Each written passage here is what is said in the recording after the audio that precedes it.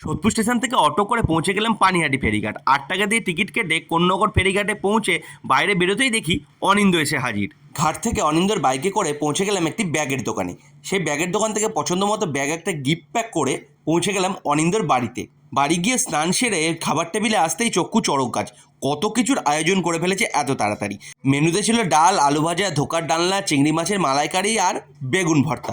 সেই দিয়ে এক থালা ভাত সাটিয়ে একটু রেস্ট নিয়ে আবার বেরিয়ে পড়লাম কোন্নগর স্টেশনের উদ্দেশ্যে। স্টেশনে পৌঁছে 5 টাকা দিয়ে টিকিট কেটে 2 নম্বর প্ল্যাটফর্মে আসা তারকেশ্বর লোকাল ধরে পৌঁছে গেলাম হাওড়া স্টেশনের 5 নম্বর প্ল্যাটফর্মে। হাওড়ার 5 নম্বর প্ল্যাটফর্মে নেমে দৌড় লাগালাম ওল্ড কমপ্লেক্স থেকে নিউ কমপ্লেক্সের উদ্দেশ্যে। দৌড়াতে দৌড়াতে 19 নম্বর প্ল্যাটফর্মে এসে দেখি তখনও কান্ডারি এক্সপ্রেস দাঁড়িয়ে রয়েছে। আর সেদিন ট্রেনটা লেট করেছিল বলেই কিন্তু কান্ডারি এক্সপ্রেসটা পেলাম। 3:20 কান্ডারি এক্সপ্রেস রওনা দিল হাওড়ার 19 নম্বর প্ল্যাটফর্ম থেকে। আমি কোথায় যাচ্ছি সেটা জানতে পরের ভিডিওটা মিস করবেন না। তাহলে আজকের মতো টাটা।